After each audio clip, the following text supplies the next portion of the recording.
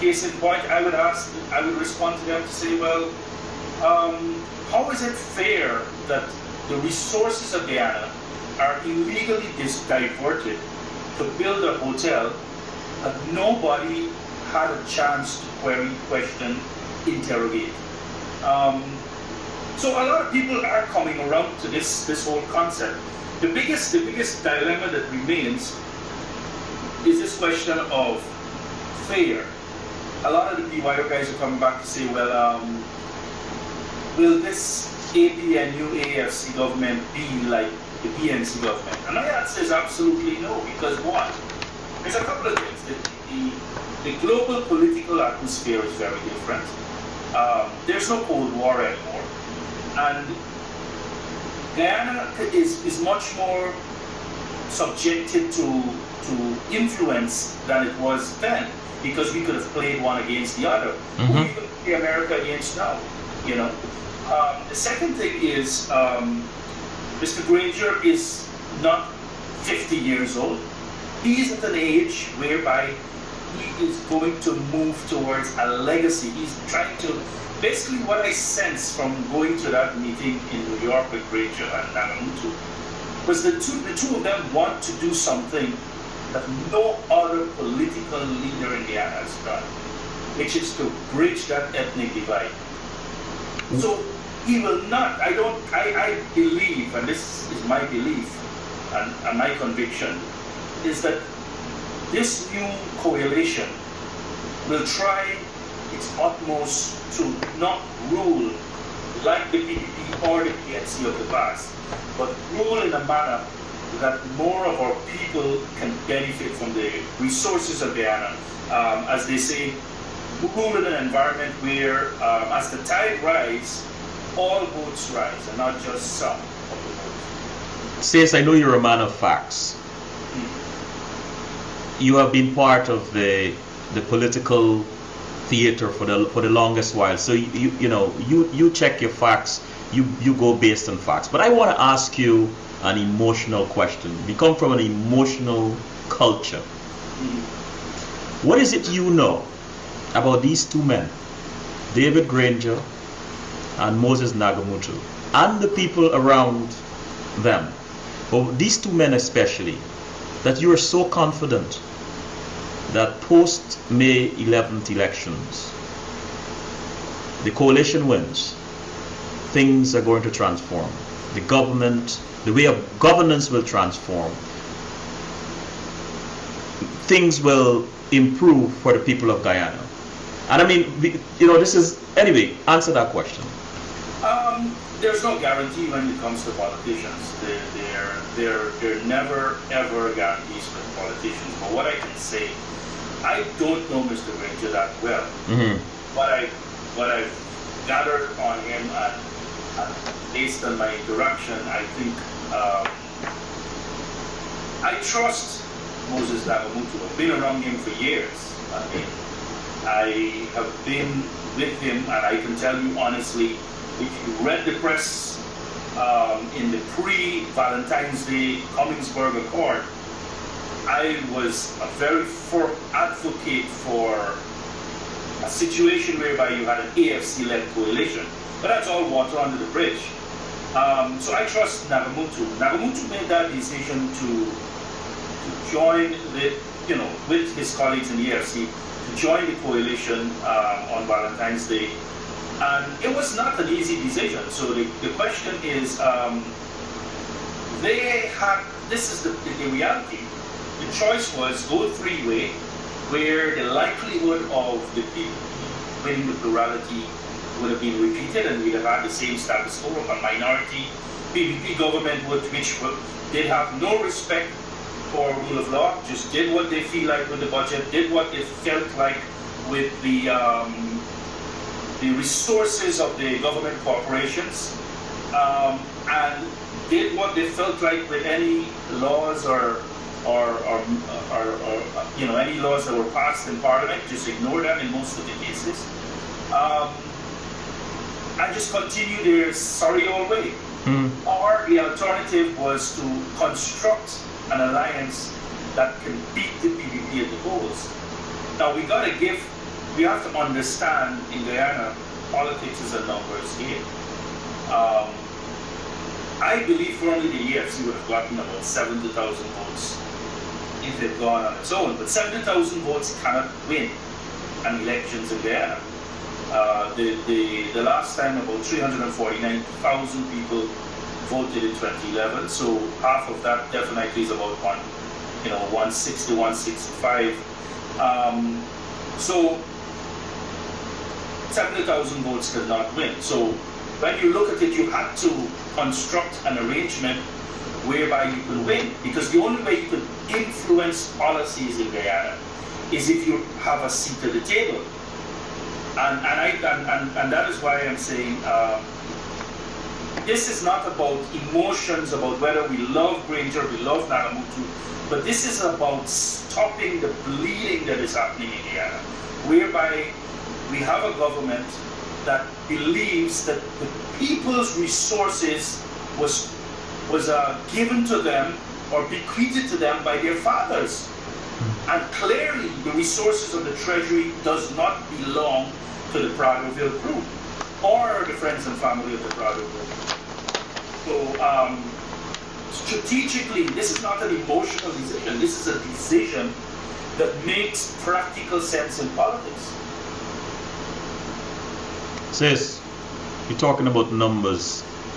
How did you become interested in the topic of managing our post-elections expectations? Well, one of the things, I mean, I have the ability, and I'm happy that I have the ability to look at this entire campaign from a perspective, everybody's into it, the emotions are all high, everybody's feeling happy and lovey-dovey and so forth. But one of the things, the benefit of being part of a government and working in big corporations, you realize that winning the elections is the easiest part of the deal. Winning the elections is the easiest part of the deal. Mm-hmm.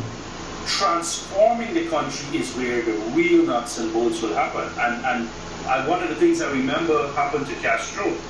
In the struggle when Castro, beat the dictator and won power in Cuba, a lot of his commanders to the right and the left of him were ill-equipped to transform the country. They became like doormen in big hotels because they didn't understand the logics of running a country.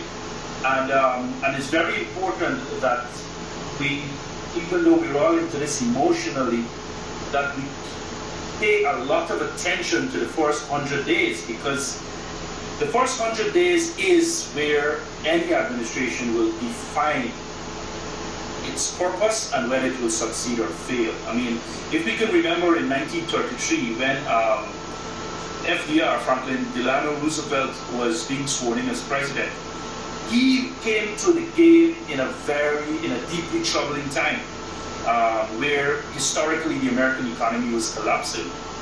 But in his first 100 days, he set into motion the recovery plan for America out of that Great Depression. Now, and this is just one of the examples of when leadership set their core agenda items early, then the first term always become a good term. So, that first 100 days set the mood for the next decade under FDR. And I'm sensing again that I would like to see something like this in whoever wins. I mean, whoever wins, my preference is I wish if the coalition would win.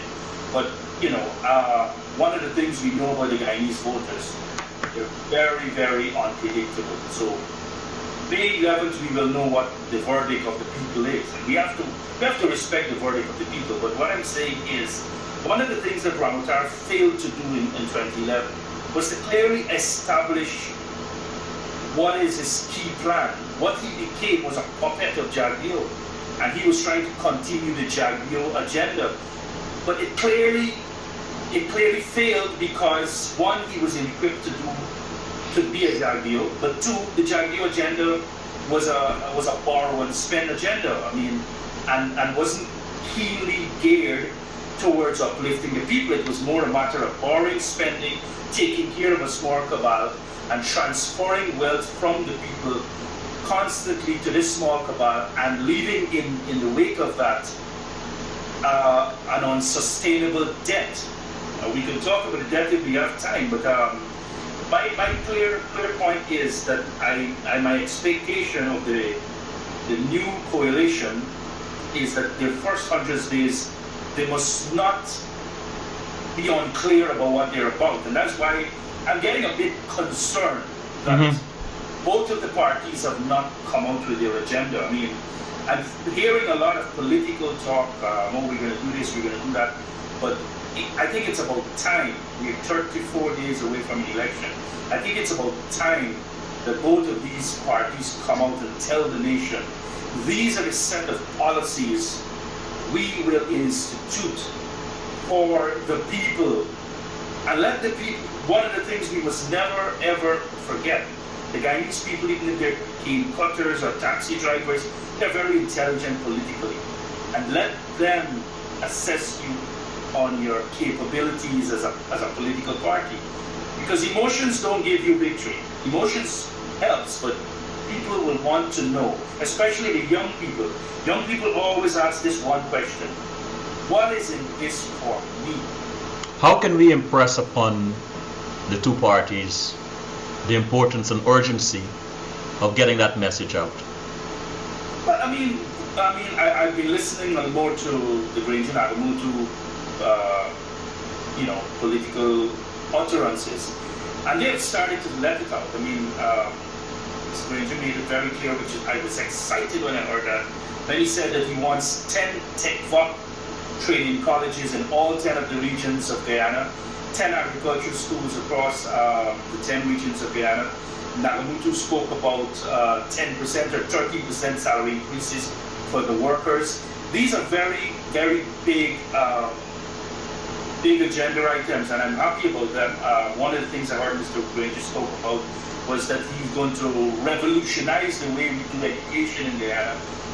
Because right now, under the Manik Chan administration, they're spending $35 billion Guyana dollars every year on the education system, and we're having an increasing number of failures. Our candidates, our school leavers, are not fit and proper for the marketplace. So I don't know what we're spending $35 billion on, but clearly there's no impact from all these expenditure. So clearly that those things that Mr. Granger is saying, that we have to revolutionize the way we do education in Guyana to make people more functionally literate. That was music to my ears. But we need to have an agenda clearly saying, this is what we're going to do in our first 100 days. For example, one of the things that I would like to see is a clear understanding of what we're going to do with the way the PPP has committed our resources as a nation. I mean, clear point in the last between 2009 to now, the public corporations generated about $22 billion for the economy. The PPP transferred about $12 billion in the last 3 years alone to projects that had no scrutiny. So some level of stopping this leakage is something that has to be done in the first 100 days. So I want to hear what the coalition has to say about what are they going to do with ensuring that all resources of the nation is passed through Parliament with regards to making it accountable. I want to hear that, because we do not want NISIL to continue working the way it currently works. And Brazenton jumping on here and saying NISIL is not a government agency, the resources does not belong to the people. He seriously needs some pills, because every single dime from NISIL was generated by a government corporation, and NISIL is 100% owned by the people of Guyana. So I don't know what Mr. Brazenton was speaking about, because those resources were channeled from places like the Forestry Commission, the Geology and Mines, into NISIL, and then pumped into Ponzi scheme projects like that hotel at Kingston. Then they have another project that Ramotar's son is in charge of, cost the nation $12 billion to date, and there's no deliverables. So we need to review all these mega projects. The Skeldon Sugar Factory, which costed the nation $47 billion to date, and still is one of the worst producing factory in all of Guyana. I mean, this is how funny it is. The old sugar factory that the colonial masters left Guyana, that they disbanded, was producing more efficiently. Wow. Than this $7 billion factory that they've invested in. Wow. She says, let me just jump to the chat room for a second. Ronald J said, now I'm brokenhearted that I tuned in this late. Sorry, Ronald. Harold said, Guyana is a disaster area. It will take the equivalent of a Marshall Plan to put it right. We need a clear and coherent plan for development. Go ahead, say sorry.